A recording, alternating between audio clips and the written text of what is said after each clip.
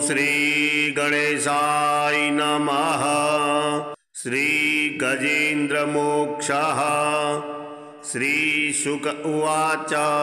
एवं व्यवसितो बुद्ध्या समाधाय मनोहृदि जजाप परमं जाप्यं प्राग्जन्मन्युशिक्षितं। गजेन्द्र उवाच नमो भगवते तस्मै यत् एतच्चिदात्मकं पुरुषायादिबीजाय परेशायाभिधीमहि यस्मिन्निदं यतश्चेदं येनेदं य इदं स्वयं योऽस्मात् परमास्परस्तं प्रपद्ये स्वयं भुवं यस्वात्मनीदं निजमाययार्पितं क्वचिद्विभातं क्वचित्तिरोहितम् अविद्धदृक्साक्षुभयं तदीक्षते स आत्ममूलोऽवतु मां परात्परः। कालेन पञ्चत्वमितेषु कृतस्नो लोकेषु पालेषु च सर्वहेतुषु तमस्तदासीत् गहनं गभीरं यस्तस्य पारेऽभिविराजते विभुः। न यस्य देवा ऋषयः पदं विदुर्जन्तुः पुनः कोऽर्हति गन्तुमीरुतं यथा नटस्य कृतभिर्विचेष्टितो दुरत्ययानुक्रमणः समावतु। दिदृक्षवो यस्य पदं सुमङ्गलं विमुक्तसङ्गा मुनयः सुसाधवः चरन्तलोकव्रतमव्रणं वने भूतात्मभूतासुहृदा समे गतिः। न विद्यते यस्य च जन्म कर्म वा न नाम रूपे गुणदोष एव वा तथापि लोकाप्ययसम्भवाय यः स्वमाययाताननकालमृच्छति तस्मै नमः परेशाय ब्रह्मणेऽनन्तशक्तये अरूपायोर्रूपाय नमाश्चर्यकर्मणे नमः आत्मप्रदीपाय साक्षिणे परमात्मने नमो गिरां विदूराय मनसश्चेतसामपि सत्त्वेन प्रतिलभ्याय नैष्कर्मेण विपश्यता। नमः कैवल्यनाथाय निर्वाणसुखसंविदे नमः शान्ताय घोराय मूढाय गुणधर्मिणे निर्विशेषाय साम्याय नमो ज्ञानघनाय च क्षेत्रज्ञाय नमस्तुभ्यं सर्वाध्यक्षाय साक्षिणे पुरुषायात्ममूलाय मूलप्रकृतये नमः सर्वेन्द्रियगुणदृष्टे सर्वप्रत्ययहेतवे असताच्छाय योक्ताय सदाभासाय ते नमः। नमो नमस्ते खिलकारणाय निष्कारणायाद्भुतकारणाय सर्वागमाम्नाय महार्णवाय नमोपवर्गाय परायणाय गुणारच्छिन्नाचिदुष्मपाय तत्शोभविस्फूर्जितमानसाय नैष्कर्म्यभावेन विवर्जितागमस् स्वयं प्रकाशाय नमस्करोमि। मादृक्प्रपन्नपशुपाशविमोक्षणाय मुक्ताय भूरि करुणाय नमोलयाय स्वांसेन सर्वतनुभृन्मनसि प्रतीत प्रत्यग्दिशे भगवते बृहते नमस्ते। आत्मात्मजाप्तगृहवित्तजनेषु शक्तिर्दुष्प्रापणाय गुणसङ्गविवर्जिताय मुक्ताभिः स्वहृदये परिभाविताय ज्ञानात्मने भगवते नमः ईश्वराय।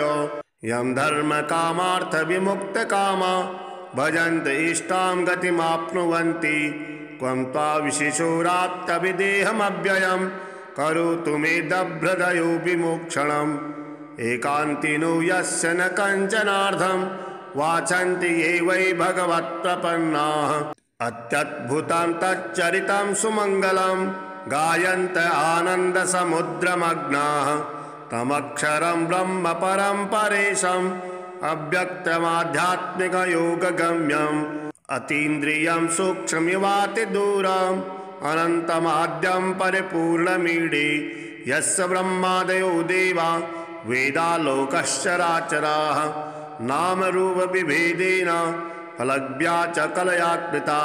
यथार्चिषोऽग्नेः सवितुर्गभस्तयो निर्यान्ति संयान्ति सकृत्सरोचिषः तथा यतोऽयं गुणसम्प्रवाहो बुद्धिर्मनः खानि शरीरसर्गा स वै न देवासुरमत्यतिर्ग न स्त्री न शर्डो न पुमान जन्तुः नायं गुणः कर्म न सन्न चासन् निधेशशेषो जयतादशेषः जिजीविषेनाहमिहामुया किम् अन्तर्बहिश्चाववृत्तये भयोन्या इच्छामि कालेन यशवे पल्लवस्तस्यात्मलोकावरणस्य मोक्षम् सोऽहं विश्वसृजं विश्वं विश्ववेदसं विश्वात्मानमजं ब्रह्म प्रणतोऽस्मि परं पदं योगिरन्धितकर्माणो हृदि योगविभाविते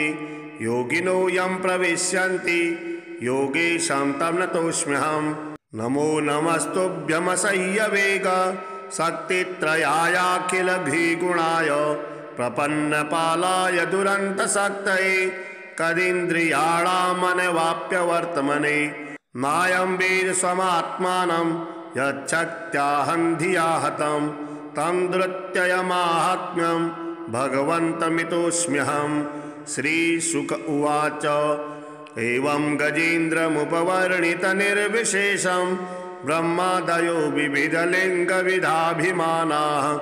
न ते यदुपशशिपुर्निखिलात्मकत्वात् तत्राखिलामरमयो हरिराविरासीत् तं तत्पदार्थमुपलभ्य जगन्निवासः स्तोत्रं निशम्य दिविजयशः संस्तुवभिः छन्दोमयेन गरुडेन समुह्यमानश्चक्रायुधोऽभ्यगमदाशु यतो गजेन्द्रः सोऽन्तः सरस्सुरबलेन गृहीत आर्तो दृष्ट्वा गरुत्तमतिहरिं जख उत्पातचक्रम् उत्क्षिप्तसाम्बुजकरं गिरिमाः कृच्छन्ना नारायणाखिलगुरो भगवन्नमस्ते तं वीक्ष्य पीडितमजः सहसावतीर्य सग्गाहमाशु सरसः कृपयोज्जहार ग्राहाद्विपाटितमुखाद्धरिणा गजेन्द्रं सम्पश्यतां हरिरमुमुच दुस्त्रियाणाम्। श्रीलक्ष्मीनारायणकवचम्। श्रीभैरव उवाच अधुना देवी वक्ष्यामि लक्ष्मीनारायणस्य ते कवचं मन्त्रगर्भं च वज्रपञ्जरकाख्यया श्रीवज्रपञ्जरं नाम कवचं परमाद्भुतं रहस्यं सर्वदेवानां साधकानां विशेषतः यं धृत्वा भगवान् देवः प्रसीदति परः पुमान् यस्य धारणमात्रेण ब्रह्मा लोकपितामहः ईश्वरोऽहं शिवो भीमो वासवोऽपि दिवस्पतिः सूर्यस्तेजो निधिर्देवी चन्द्रमास्तारकेश्वरः वायुश्च बलवान् लोके वरुणो यादसां पतिः कुबेरोऽपि धनाध्यक्षो धर्मराजो यमस्मृतः यं धृत्वा सहसा विष्णुः संहरिष्यति दानवान् जघान रावणान् देश्य किं वक्ष्येऽहमतः परं कवचस्यास्य सुभगे कथितोऽयं मुनिः शिवः त्रिष्टुप्छन्दो देवता च लक्ष्मीनारायणो मतः रमा बीजं पराशक्तिस्तारं कीलकमीश्वरी भोगापवर्गसिद्ध्यर्थं विनियोग इति स्मृतः। ॐ अस्य श्री लक्ष्मीनारायणकवचस्य शिवऋषिः त्रिष्टुप्छन्दः श्रीलक्ष्मीनारायणदेवता श्रीं बीजां ह्रीं शक्तिः ॐ कीलकं भोगापवर्गसिद्ध्यर्थे पाठे विनियोगः। पूर्णेन्दुवदनं पीता वसनं कमलासनं लक्ष्म्याश्रितं चतुर्बाहुं लक्ष्मीनारायणं भजे। ॐ वासुदेवोऽवतु मे मस्तकं सशिरोरुहं ह्रीं ललाटं सदा पातु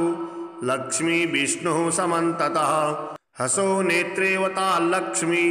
गोविन्दो जगतां पतिः ह्रीं नासां सर्वदा पातु लक्ष्मी दामोदरः प्रभुः श्रीं मुखः सततं पातु देवो लक्ष्मी त्रिविक्रमः लक्ष्मीकण्ठं सदा पातु देवो लक्ष्मी जनार्दनः नारायणाय बाहू मे पातु लक्ष्मी गदाग्रजः। नमः पार्श्वो सदा पातु लक्ष्मी नन्देकनन्दनः। अं आं इं इं पातु वक्षो ॐ लक्ष्मी त्रिपुरेश्वरः। उं उं ह्रीं ह्रीं पातु कुक्षिं ह्रीं लक्ष्मी गरुडध्वजा। ह्रीं ह्रीं ऐं ऐं पातु पृष्ठं रसो लक्ष्मी नृसिंहका। ॐ औं अं अः पातु नाभिं ह्रीं लक्ष्मी विष्टरस्रवः। कां खं गं घं गुदं पातु श्रीं लक्ष्मी कैटभान्तकः। चं छं जं झं पातु शिष्णं लक्ष्मी लक्ष्मीश्वरा प्रभु। टं ठं डं ढं कटिं पातु नारायणाय नायकः। तं तं दं धं पातु चोरु नमो लक्ष्मी जगत्पतिः। पं फं बं भं पातु जानु ॐ ह्रीं लक्ष्मी चतुर्भुजः। यं रं लं वं पातु जङ्घे रसौ लक्ष्मी गदाधरः। सं सं सं हं पातु गुल्फौ ह्रीं श्रीं लक्ष्मी रथाङ्गभृत्। लं क्षः पादो सदा पातु मूलं लक्ष्मी सहस्रपात्। ङं यं णं नं मं मे पातु लक्ष्मी सह सकलं वपुः। इन्द्रो मां पूर्वतः पातु वह्नि वह्नौ सदावतु। यमो मां दक्षिणे पातु नैऋत्यां निरतिश्च मां। वरुणो पश्चिमेव्यान् मां वायव्येवतु मां मरुत्। उत्तरे धनजः पायात् ईशान्यामीशरोवतु। वज्रशक्ति दण्डखड्ग पाशयस्ति ध्वजाङ्किता। सशूला सर्वदा पान्तु दिगीषाः परमार्थदा। अनन्तः पात्वद्धो नित्य मूर्ध्नि ब्रह्मावतास्य मां। दश दिक्षु सदा पातु लक्ष्मी नारायणः प्रभुः। प्रभाते पातु मां विष्णुर्मध्याह्ने वासुदेवकः। दामोदरोऽवतात् सायं निषादो नरसिंहकः। संकर्षणो अर्धरात्रे व्यात् प्रभाते व्यात् त्रिविक्रमः। अनिरुद्धः सर्वकालं विश्वक्षेणस्य सर्वथा। रणे राजकुले दूते विवादे शत्रुसङ्कटे। ॐ ह्रीं ह्रसौ ह्रीं श्रीं मूलं लक्ष्मीनारायणोऽवतु। ॐ ॐ ॐ रणराजचौरिरिपुतः पायाश्च मां केशवः। ह्रीं ह्रीं ह्रीं ह ह हसौ हस हसौ वह्नेवतान् माधवः।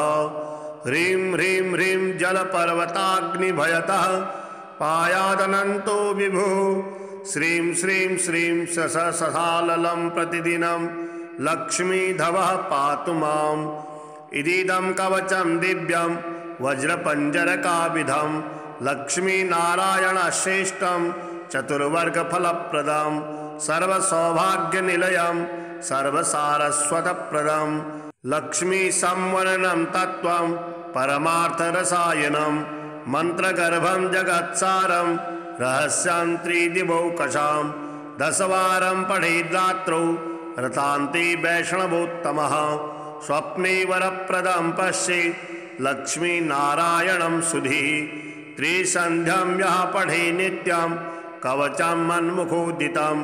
स याति परमं धाम वैष्णवं वैष्णवेश्वरः। महच्चीनपदस्तोऽपि यः पठेदात्मचिन्तकः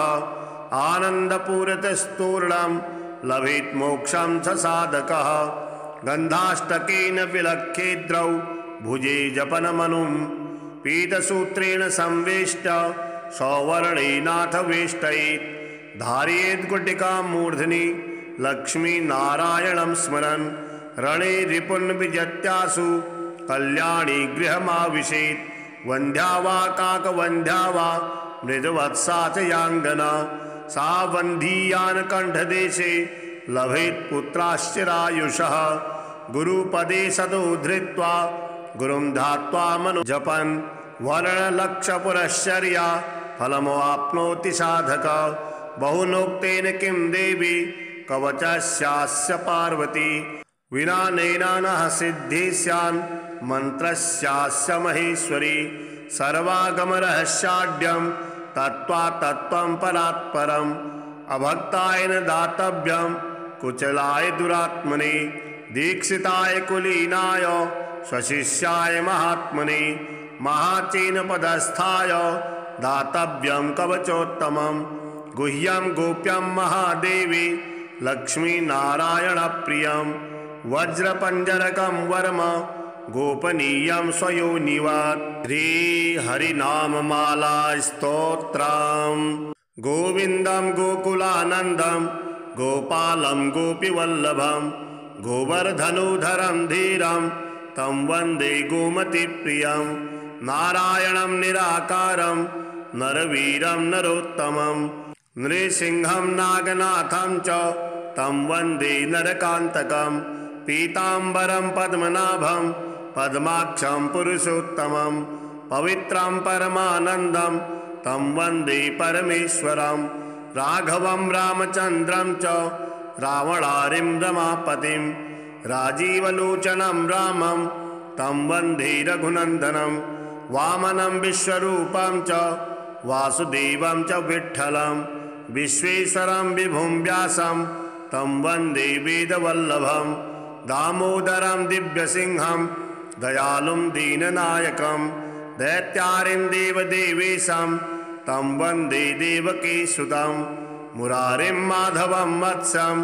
मुकुन्दं मुष्टिमर्दनं मुञ्जकेशं महाबाहुं तं वन्दे मधुसूदनं केशवं कमलाकान्तं कामेशं कौस्तुभाप्रियं कौमुदकीधरं कृष्णं तं वन्दे कौरवान्तकं भूधरं भुवनानन्दं भूतेशं भूतनायकं भावनैकं भुजङ्गेशं तं वन्दे भवनाशनं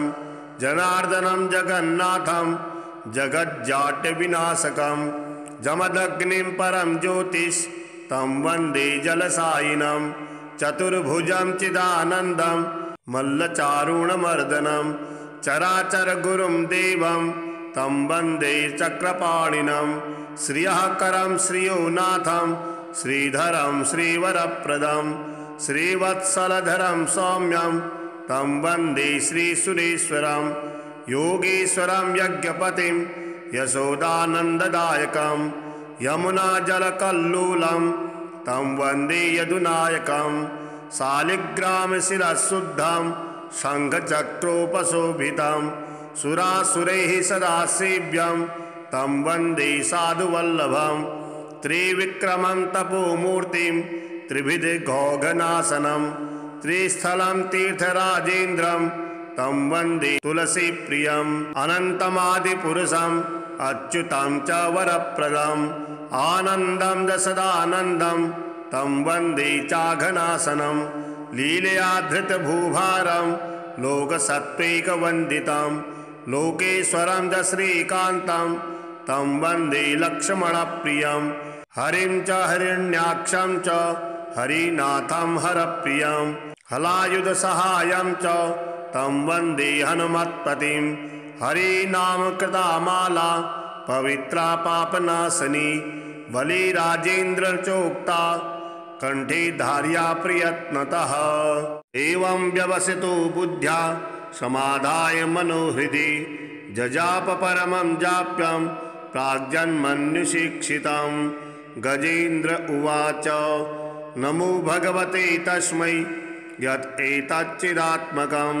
पुरुषायादिबीजाय परेशायाभिधीमहि यस्मिन्निदं यतश्चेदं येनेदं य इदं स्वयं योऽस्मात् परमास्परस्तं प्रपद्ये स्वयं भुवं यस्वात्मनीदं निजमाययार्पितं क्वचिद्विभातं क्वचिदतिरोहितम् अविद्धदृक्साक्षुभयं तदीक्षते स आत्ममूलोऽवतु मां परात्परः कालेन पञ्चत्वमितेषु कृतस्नो लोकेषु पालेषु च सर्वहेतुषु तमस्तदासीत् गहनं गभीरं यस्तस्य पारेऽभिविराजते विभुः न यस्य देवा ऋषयः पदं विदुर्जन्तुः पुनः कोऽर्हति गन्तुमीरुतं यथा नटस्य कृतभिर्विचेष्टितो दुरत्ययानुक्रमणः समावतु दिदृक्षवो यस्य पदं सुमङ्गलं विमुक्तसङ्गा मुनयः सुसाधवः चरन्त लोकव्रतमव्रणं वने भूतात्मभूतासुहृदा समे गतिः न विद्यते यस्य च जन्म कर्म वा न नाम रूपे गुणदोष एव वा तथापि लोकाप्ययसम्भवाय यः स्वमायया ताननकालमृच्छति तस्मै नमः परेशाय ब्रह्मणेऽनन्तशक्तये अरूपायोर्रूपाय नमाश्चर्यकर्मणे नमः आत्मप्रदीपाय साक्षिणे परमात्मने नमो गिरां विदूराय मनसश्चेतसामपि सत्त्वेन प्रतिलभ्याय नैष्कर्मेण विपश्यता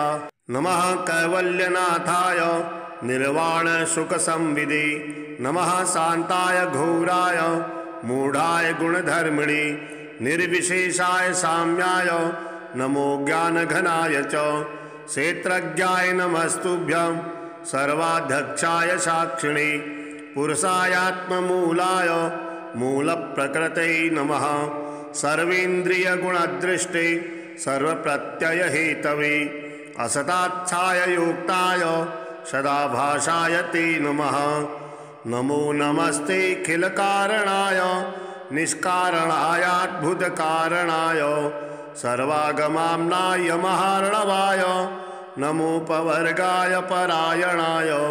गुणारच्छिन्नाचिदुष्मपाय तत्शोभविस्फूर्जितमानसाय नैष्कर्म्यभावेन विवर्जितागमस् स्वयं प्रकाशाय नमस्करोमि मादृक्प्रपन्नपशुपाशविमोक्षणाय मुक्ताय भूरि करुणाय नमोलयाय स्वांसेन सर्वतनुभृन्मनसि प्रतीत प्रत्यग्दृशे भगवते बृहते नमस्ते आत्मात्मजाप्तगृहवित्तजनेषु शक्तिर्दुष्प्रापणाय गुणसङ्गविवर्जिताय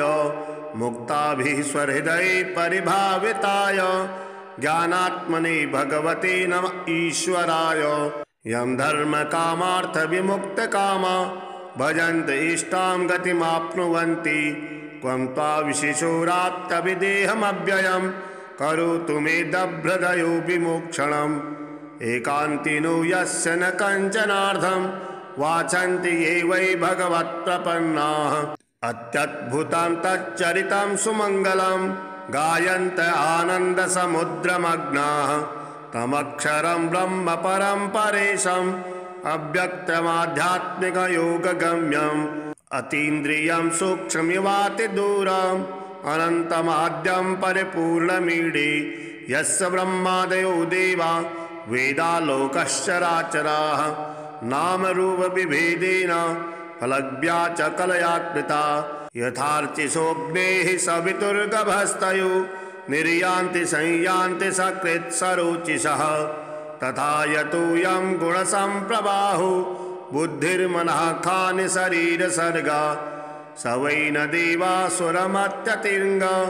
न स्त्री न शर्णो न पुमान् जन्तुः नायं गुणः कर्म न सन्न चासन् निधेशशेषो जयतादशेषः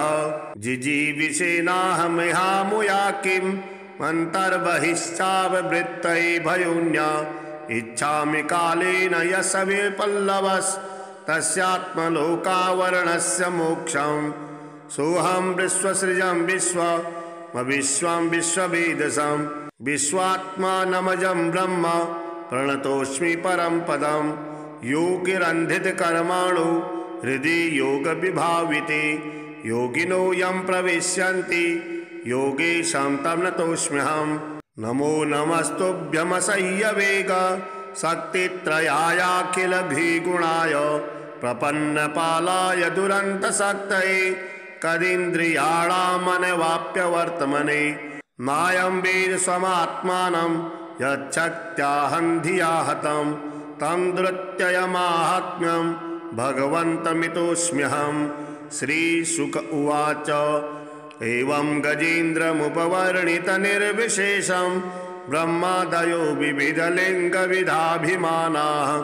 न ते यदुपशशिपुर्निखिलात्मकत्वात् तत्राखिलामरमयो हरिराविरासीत् तं तत्पदार्थमुपलभ्य जगन्निवासः स्तोत्रं निशम्य दिविजैषः संस्तुवभिः छन्दोमयेन गरुडेन समुह्यमानश्चक्रायुधोऽभ्यगमदाशु यतो गजेन्द्रः सोऽन्तः सरस्सुरबलेन गृहीत आर्तो दृष्ट्वा गरुत्तमतिहरिं जख उत्पातचक्रम् उत्क्षिप्तसाम्बुजकरं गिरिमः कृच्छन्ना नारायणाखिल गुरो भगवन् नमस्ते। तं वीक्ष्य पीडितमजः सहसावतीर्य सग्राहमाशु सरसः कृपयोज्जहार ग्राहाद्विपाटितमुखाद्धरिणा गजेन्द्रं सम्पश्यतां हरिरमुमुच दुस्त्रियाणाम्। श्रीलक्ष्मीनारायण कवचम्। श्रीभैरव उवाच अधुना देवी वक्ष्यामि लक्ष्मीनारायणस्य ते कवचं मन्त्रगर्भं च वज्रपञ्जरकाख्यया। श्रीवज्रपञ्जरं नाम कवचं परमाद्भुतं रहस्यं सर्वदेवानां साधकानां विशेषतः यं धृत्वा भगवान् देवः प्रसीदति परः पुमान् यस्य धारणमात्रेण ब्रह्मा लोकपितामहः ईश्वरोऽहं शिवो भीमो वासवोऽपि दिवस्पतिः सूर्यस्तेजो निधिर्देवी चन्द्रमास्तारकेश्वरः वायुश्च बलवान् लोके वरुणो यादसां पतिः कुबेरोऽपि धनाध्यक्षो धर्मराजो यमः स्मृतः यं धृत्वा सहसा विष्णुः संहरिष्यति दानवान् जघान रावणान् देश्य किं वक्ष्येऽहमतः परं कवचस्यास्य सुभगे कथितोऽयं मुनिः शिवः त्रिष्टुप्छन्दो देवता च लक्ष्मीनारायणो मतः रमा बीजं पराशक्तिस्तारं कीलकमीश्वरी भोगापवर्गसिद्ध्यर्थं विनियोग इति स्मृतः। ॐ अस्य श्री लक्ष्मीनारायण कवचस्य शिवऋषिः त्रिष्टुप्छन्दः श्रीलक्ष्मीनारायण देवता श्रीं बीजं ह्रीं शक्तिः ॐ कीलकं भोगापवर्गसिद्ध्यर्थे पाठे विनियोगः। पूर्णेन्दुवदनं पीता वसनं कमलासनं लक्ष्म्याश्रितं चतुर्बाहुं लक्ष्मीनारायणं भजे। ॐ वासुदेवोऽवतु मे मस्तकं सशिरोरुहं ह्रीं ललाटं सदा पातु लक्ष्मी विष्णुः समन्ततः हसो नेत्रेवता लक्ष्मी गोविन्दो जगतां पतिः ह्रीं नासां सर्वदा पातु लक्ष्मी दामोदरः प्रभुः श्रीं मुखः सततं पातु देवो लक्ष्मी त्रिविक्रमः लक्ष्मीकण्ठं सदा पातु देवो लक्ष्मी जनार्दनः नारायणाय बाहू मे पातु लक्ष्मी गदाग्रजः नमः पार्श्वो सदा पातु लक्ष्मी नन्देकनन्दनः अं आं इं इं पातु वक्षो ॐ लक्ष्मी त्रिपुरेश्वरः उं उं ह्रीं ह्रीं पातु कुक्षिं ह्रीं लक्ष्मी गरुडध्वजा ह्रीं ह्रीं ऐं ऐं पातु पृष्ठं रसो लक्ष्मी नृसिंहका ॐ औं अं अः पातु नाभिं ह्रीं लक्ष्मी विष्टरस्रवः कां खं गं घं गुदं पातु श्रीं लक्ष्मी कैटभान्तकः चं छं जं झं पातु शिष्णं लक्ष्मी लक्ष्मीश्वरः प्रभु टं ठं डं ढं कटिं पातु नारायणाय नायकः तं तं दं धं पातु चोरु नमो लक्ष्मी जगत्पतिः पं फं बं भं पातु जानु ॐ ह्रीं लक्ष्मी चतुर्भुजः यं रं लं वं पातु जङ्घे रसौ लक्ष्मी गदाधरः सं सं सं हं पातु गुल्फौ ह्रीं श्रीं लक्ष्मी रथाङ्गभृत् लङ्क्षः पादो सदा पातु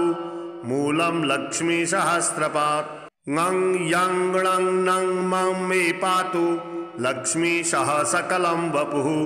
इन्द्रो मां पूर्वतः पातु वह्नि वह्नौ सदावतु यमो मां दक्षिणे पातु नैऋत्यां निरतिश्च मां वरुणो पश्चिमेव्यान् मां वायव्येवतु मां मरुत् उत्तरे धनजः पायात् ईशान्यामीशरुवतु वज्रशक्ति दण्डखड्ग पाशयस्ति ध्वजाङ्किता सशूला सर्वदा पान्तु दिगीशाः परमार्थदा अनन्तः पात्वद्धो नित्य मूर्ध्नि ब्रह्मावतास्य मां दश दिक्षु सदा पातु लक्ष्मीनारायणः प्रभुः प्रभाते पातु मां विष्णुर्मध्याह्ने वासुदेवकः दामोदरोऽवतात् सायं निषादो नरसिंहकः संकर्षणो अर्धरात्रिव्यात् प्रभाते व्यात् त्रिविक्रमः अनिरुद्धः सर्वकालं विश्वक्षेणस्य सर्वतः रणे राजकुले दूते विवादे शत्रुसङ्कटे ॐ ह्रीं ह्रसौं ह्रीं श्रीं मूलं लक्ष्मीनारायणोऽवतु ॐ ॐ ॐ रणराजचौरिरिपुतः पायास्य मां केशवः ह्रीं ह्रीं ह्रीं ह ह हसौ हस हसौ वहनेवतान् माधवः ह्रीं ह्रीं ह्रीं जलपर्वताग्निभयतः पायादनन्तो विभुः श्रीं श्रीं श्रीं ससाललं प्रतिदिनं लक्ष्मीधवः पातु माम् इदीदं कवचं दिव्यं वज्रपञ्जरकाविधं लक्ष्मीनारायणश्रेष्ठं चतुर्वर्गफलप्रदं सर्वसौभाग्यनिलयं सर्वसारस्वतप्रदं लक्ष्मीसंवरणं तत्त्वं परमार्थरसायनं मन्त्रगर्भं जगत्सारं रहस्यं त्रिदिवौकशां दशवारं पठेद्रात्रौ रतान्ते वैष्णवोत्तमः स्वप्ने वरप्रदं पश्येत् लक्ष्मीनारायणं सुधीः त्रिसन्ध्यं यः पठे नित्यं कवचं मन्मुखोदितं स याति परमं धाम वैष्णवं वैष्णवेश्वरः महच्चीनपदस्तोऽपि यः पठेदात्मचिन्तकः आनन्दपूरितस्तूर्णं लभेत् मोक्षं च साधकः गन्धाष्टकेन विलख्येद्रौ भुजे जपनमनुं पीतसूत्रेण संवेष्ट सौवर्णेनाथ वेष्टयेत् धारयेत् गुटिकां मूर्ध्नि लक्ष्मीनारायणं स्मरन् रणे रिपुन् विजत्यासु कल्याणी गृहमाविशेत् वन्ध्या वा काकवन्ध्या वा मृदवत्सा च याङ्गना सा वन्धीयान् कण्ठदेशे लभेत् पुत्राश्चिरायुषः गुरुपदे सदो धृत्वा गुरुं ध्यात्वा मनो जपन् वर्णलक्षपुरश्चर्या फलमवाप्नोति साधकः बहुनोक्तेन किं देवी कवचस्यास्य पार्वती विना नैनानः सिद्धि स्यान् मन्त्रस्यास्य महेश्वरी सर्वागमरहस्याढ्यं तत्त्वात्तत्त्वं परात्परम् अभक्ताय न दातव्यं कुचलाय दुरात्मने दीक्षिताय कुलीनाय स्वशिष्याय महात्मने महाचीनपदस्थाय दातव्यं कवचोत्तमं गुह्यं गोप्यं महादेवी लक्ष्मीनारायणप्रियं वज्रपञ्जरकं वर्म गोपनीयं स्वयोनिवत् श्रीहरिनाममाला स्तोत्रम् गोविन्दं गोकुलानन्दं गोपालं गोपीवल्लभं गोवर्धनोधरं धीरं तं वन्दे गोमतीप्रियं नारायणं निराकारं नरवीरं नरोत्तमं नृसिंहं नागनाथं च तं वन्दे नरकान्तकं पीताम्बरं पद्मनाभं पद्माक्षं पुरुषोत्तमं पवित्रं परमानन्दं तं वन्दे परमेश्वरं राघवं रामचन्द्रं च रावणारिं रमापतिं राजीवलोचनं रामं तं वन्दे रघुनन्दनं वामनं विश्वरूपं च वासुदेवं च विठ्ठलं विश्वेश्वरं विभुं व्यासं तं वन्दे वेदवल्लभं दामोदरं दिव्यसिंहं दयालुं दीननायकं दैत्यारिं देवदेवेशं तं वन्दे देवकीसुतं मुरारिं माधवं वत्सं मुकुन्दं मुष्टिमर्दनं मुञ्जकेशं महाबाहुं तं वन्दे मधुसूदनं केशवं कमलाकान्तं कामेशं कौस्तुभाप्रियं कौमुदकीधरं कृष्णं तं वन्दे कौरवान्तकं भूधरं भुवनानन्दं भूतेशं भूतनायकं भावनैकं भुजङ्गेशं तं वन्दे भवनाशनं जनार्दनं जगन्नाथं जगज्जाड्यविनाशकं जमदग्निं परं ज्योतिष तं वन्दे जलसायिनं चतुर्भुजं चिदानन्दं मल्लचारुणमर्दनं चराचरगुरुं देवं तं वन्दे चक्रपाणिनं श्रियःकरं श्रियोनाथं श्रीधरं श्रीवरप्रदं श्रीवत्सलधरं सौम्यं तं वन्दे श्रीसुरेश्वरं योगेश्वरं यज्ञपतिं यशोदानन्ददायकं यमुनाजलकल्लोलं तं वन्दे यदुनायकं शालिग्रामशिरःशुद्धं शङ्खचक्रोपशोभितं सुरासुरैः सदा सेव्यं तं वन्दे साधुवल्लभं त्रिविक्रमं तपोमूर्तिं त्रिभिर्घौघनाशनं त्रिस्थलं तीर्थराजेन्द्रं तं वन्दे तुलसीप्रियम् अनन्तमादिपुरुषम् अच्युतं च वरप्रदम् आनन्दं दशदानन्दं तं वन्दे चाघनाशनं लीलया धृतभूभारं लोकसत्त्वैकवन्दितं लोकेश्वरं च श्रीकान्तं तं वन्दे लक्ष्मणप्रियं हरिं च हिरण्याक्षं च हरिनाथं हरप्रियं हलायुधसहायं च तं वन्दे हनुमत्पतिं हरिनामकृता माला पवित्रा पापनाशनी बलिराजेन्द्रचोक्ता कंठे धार्या प्रयत्नतः एवं व्यवसितो बुद्ध्या समाधाय मनोहृदि जजाप परमं जाप्यं प्राग्जन्मन्युशिक्षितं गजेन्द्र उवाच नमो भगवते तस्मै यत् एतच्चिदात्मकं पुरुषायादिबीजाय परेशायाभिधीमहि यस्मिन्निदं यतश्चेदं येनेदं य इदं स्वयं योऽस्मात् परमास्परस्तं प्रपद्ये स्वयं भुवं यस्वात्मनीदं निजमाययार्पितं क्वचिद्विभातं क्वचिदतिरोहितम् अविद्धदृक्साक्षुभयं तदीक्षते स आत्ममूलोऽवतु मां परात्परः कालेन पञ्चत्वमितेषु कृतस्नो लोकेषु पालेषु च सर्वहेतुषु तमस्तदासीत् गहनं गभीरं यस्तस्य पारेऽभिविराजते विभुः न यस्य देवा ऋषयः पदं विदुर्जन्तुः पुनः कोऽर्हति गन्तुमीरुतं यथा नटस्य कृतभिर्विचेष्टितो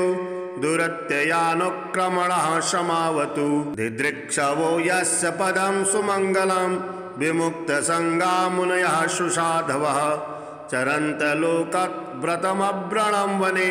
भूतात्मभूतासुहृदा समे गतिः न विद्यते यस्य च जन्म कर्म वा न नामरूपे गुणदोष एव वा तथापि लोकाप्ययसम्भवाय यः स्वमाययाताननकालमृच्छति तस्मै नमः परेशाय ब्रह्मणेऽनन्तशक्तये अरूपायोर्रूपाय नमाश्चर्यकर्मणे नमः आत्मप्रदीपाय साक्षिणे परमात्मने नमो गिरां विदुराय मनसश्चेतसामपि सत्त्वेन प्रतिलभ्याय नैष्कर्मेण विपश्यता नमः कैवल्यनाथाय निर्वाणसुखसंविदे नमः शान्ताय घोराय मूढाय गुणधर्मिणे निर्विशेषाय साम्याय नमो ज्ञानघनाय च क्षेत्रज्ञाय नमस्तुभ्यं सर्वाध्यक्षाय साक्षिणे पुरुषायात्ममूलाय मूलप्रकृतये नमः सर्वेन्द्रियगुणदृष्टे सर्वप्रत्ययहेतवे असताच्छाय योक्ताय सदाभासाय ते नमः नमो नमस्ते खिलकारणाय निष्कारणायाद्भुतकारणाय सर्वागमाम्नाय महार्णवाय नमोपवर्गाय परायणाय गुणारच्छिन्नाचिदुष्मपाय तत्शोभविस्फूर्जितमानसाय नैष्कर्म्यभावेन विवर्जितागमस् स्वयं प्रकाशाय नमस्करोमि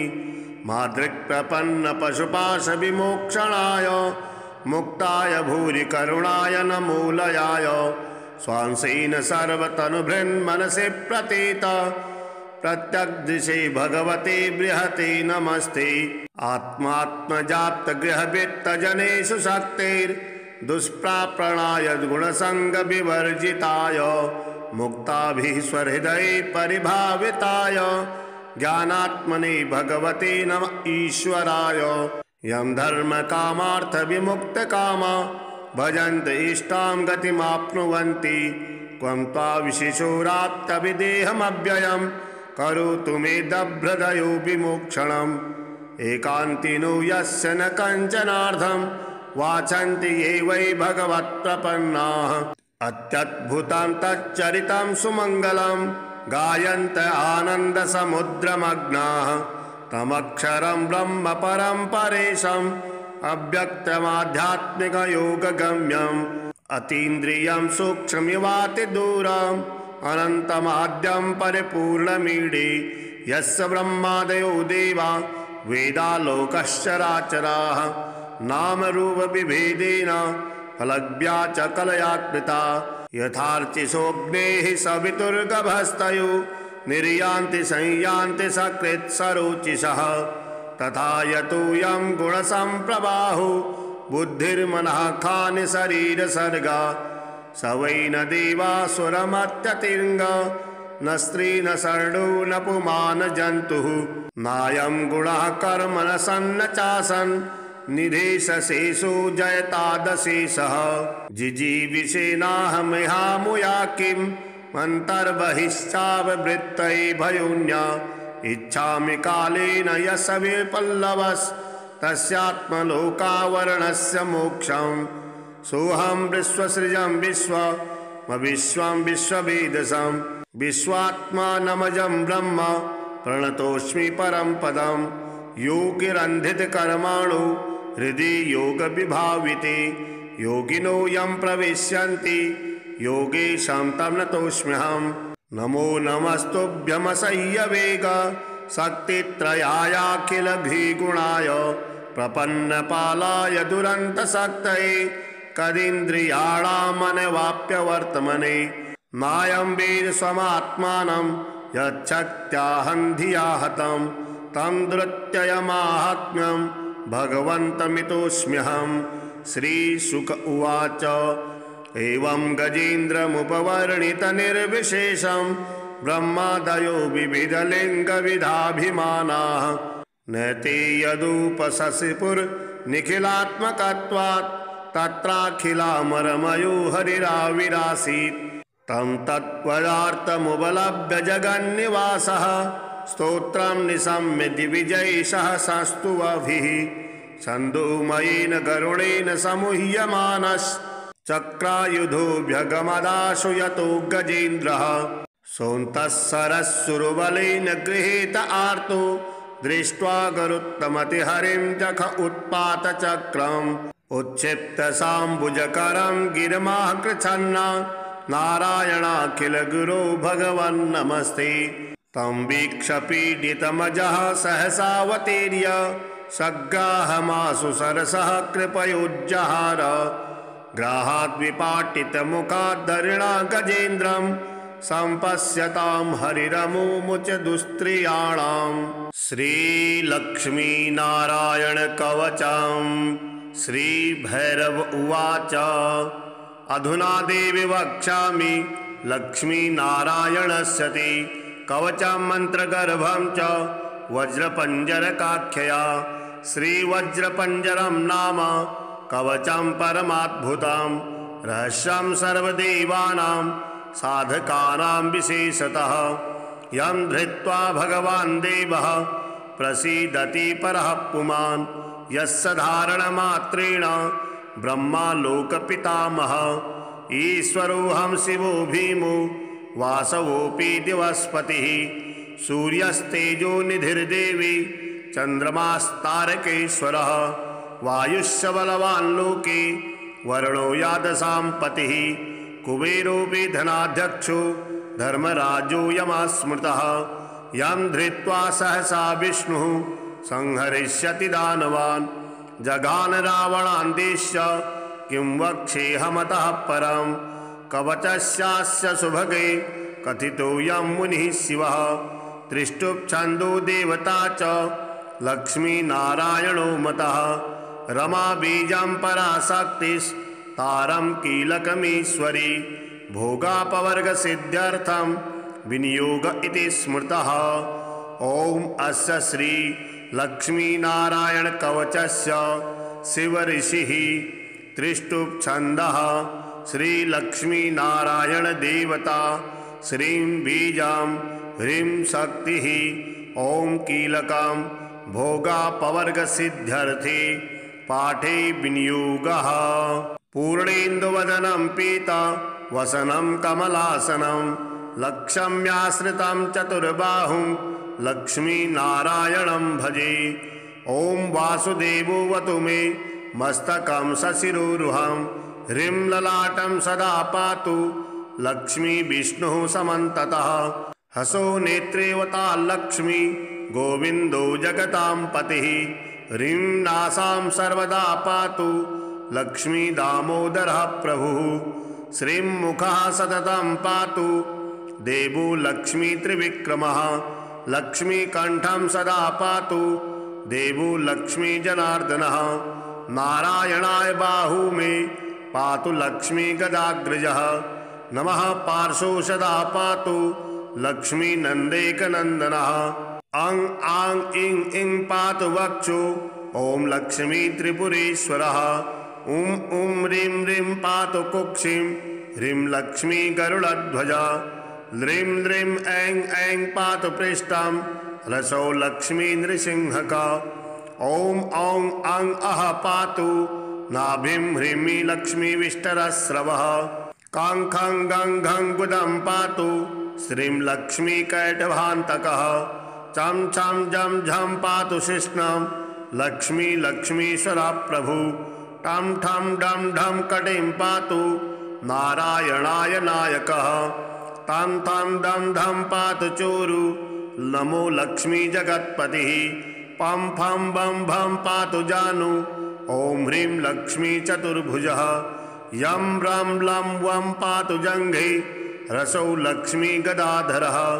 सं सं सं हं पातु गुल्फौ ह्रीं श्रीं लक्ष्मी रथाङ्गभृत् लङ्क्षः पादो सदा पातु मूलं लक्ष्मी सहस्रपात् ङं यं णं नं मं मे पातु लक्ष्मी सह सकलं वपुः इन्द्रो मां पूर्वतः पातु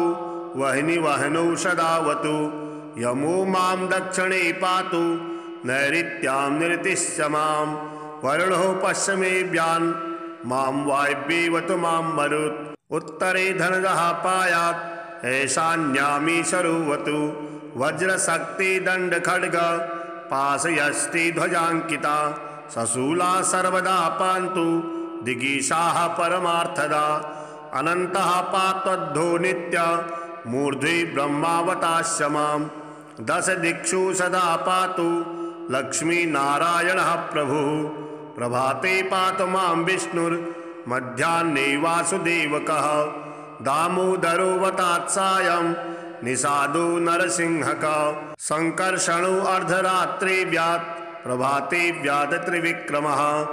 अनिरुद्धः सर्वकालं विश्वक्षेणस्य सर्वथा रणे राजकुले दूते विवादे शत्रुसङ्कटे ॐ ह्रीं ह्रसौ ह्रीं श्रीं मूलं लक्ष्मीनारायणोऽवतु ॐ ॐ ॐ रणराजचौरिरिपुतः पायास्य मां केशवः ह्रीं ह्रीं ह्रीं ह ह हसौ हस हसौ वह्नेवतान् माधवः ह्रीं ह्रीं ह्रीं जलपर्वताग्निभयतः पायादनन्तो विभुः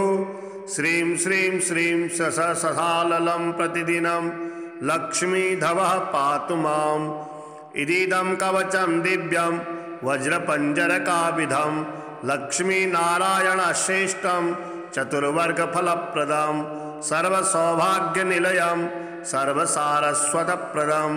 लक्ष्मीसंवरणं तत्त्वं परमार्थरसायनं मन्त्रगर्भं जगत्सारं रहस्यं त्रिदिवौकशां दशवारं पठेद्रात्रौ रतान्ते वैष्णवोत्तमः स्वप्ने वरप्रदं पश्येत् लक्ष्मीनारायणं सुधीः त्रिसन्ध्यं यः पठे नित्यं कवचं मन्मुखोदितं स याति परमं धाम वैष्णवं वैष्णवेश्वरः महच्चीनपदस्तोऽपि यः पठेदात्मचिन्तकः आनन्दपूरितस्तूर्णं लभेत् मोक्षं च साधकः गन्धाष्टकेन विलख्येद्रौ भुजे जपनमनुं पीतसूत्रेण संवेष्ट सौवर्णेनाथ वेष्टयेत् धारयेत् गुटिकां मूर्धनि लक्ष्मीनारायणं स्मरन् रणे रिपुन् विजत्यासु कल्याणी गृहमाविशेत् वन्ध्या वा काकवन्ध्या वा मृदवत्सा च याङ्गना सा वन्धीयान् कण्ठदेशे लभेत् पुत्राश्चिरायुषः गुरुपदे सदो धृत्वा गुरुं ध्यात्वा मनो जपन् वर्णलक्षपुरश्चर्या फलमवाप्नोति साधकः बहुनोक्तेन किं देवी कवचस्यास्य पार्वती विना नैनानः सिद्धिः स्यान् मन्त्रस्यास्य महेश्वरी सर्वागमरहस्याढ्यं तत्त्वात्तत्त्वं परात्परम् अभक्ताय न दातव्यं कुचलाय दुरात्मने दीक्षिताय कुलीनाय स्वशिष्याय महात्मने महाचीनपदस्थाय दातव्यं कवचोत्तमं गुह्यं गोप्यं महादेवी लक्ष्मीनारायणप्रियं वज्रपञ्जरकं वर्म गोपनीयं स्वयोनिवत् श्रीहरिनाममाला स्तोत्रम् गोविन्दं गोकुलानन्दं गोपालं गोपीवल्लभं गोवर्धनोधरं धीरं तं वन्दे गोमतीप्रियं नारायणं निराकारं नरवीरं नरोत्तमं नृसिंहं नागनाथं च तं वन्दे नरकान्तकं पीताम्बरं पद्मनाभं पद्माक्षं पुरुषोत्तमं पवित्रं परमानन्दं तं वन्दे परमेश्वरं राघवं रामचन्द्रं च रावणारिं रमापतिं राजीवलोचनं रामं तं वन्दे रघुनन्दनं वामनं विश्वरूपं च वासुदेवं च विठ्ठलं विश्वेश्वरं विभुं व्यासं तं वन्दे वेदवल्लभं दामोदरं दिव्यसिंहं दयालुं दीननायकं दैत्यारिं देवदेवेशं तं वन्दे देवकीसुतं मुरारिं माधवं वत्सं मुकुन्दं मुष्टिमर्दनं मुञ्जकेशं महाबाहुं तं वन्दे मधुसूदनं केशवं कमलाकान्तं कामेशं कौस्तुभाप्रियं कौमुदकीधरं कृष्णं तं वन्दे कौरवान्तकं भूधरं भुवनानन्दं भूतेशं भूतनायकं भावनैकं भुजङ्गेशं तं वन्दे भवनाशनं जनार्दनं जगन्नाथं जगज्जाट्यविनाशकं जमदग्निं परं ज्योतिष तं वन्दे जलसायिनं चतुर्भुजं चिदानन्दं मल्लचारुणमर्दनं चराचरगुरुं देवं तं वन्दे चक्रपाणिनं श्रियःकरं श्रियोनाथं श्रीधरं श्रीवरप्रदं श्रीवत्सलधरं सौम्यं तं वन्दे श्रीसुरेश्वरं योगेश्वरं यज्ञपतिं यशोदानन्ददायकं यमुनाजलकल्लोलं तं वन्दे यदुनायकं शालिग्रामशिरःशुद्धं शङ्खचक्रोपशोभितं सुरासुरैः सदा सेव्यं तं वन्दे साधुवल्लभं त्रिविक्रमं तपोमूर्तिं त्रिविधघौघनाशनं त्रिस्थलं तीर्थराजेन्द्रं तं वन्दे तुलसीप्रियम् अनन्तमादिपुरुषम् अच्युतं च वरप्रदम् आनन्दं च सदानन्दं तं वन्दे चाघनाशनं लीलया धृतभूभारं लोकसत्त्वैकवन्दितं लोकेश्वरं च श्रीकान्तं तं वन्दे लक्ष्मणप्रियं हरिं च हिरण्याक्षं च हरिनाथं हरप्रियं हलायुधसहायं च तं वन्दे हनुमत्पतिं हरिनामकृता माला पवित्रा पापनाशनी बलिराजेन्द्र चोक्ता कंठे धार्या प्रयत्नतः।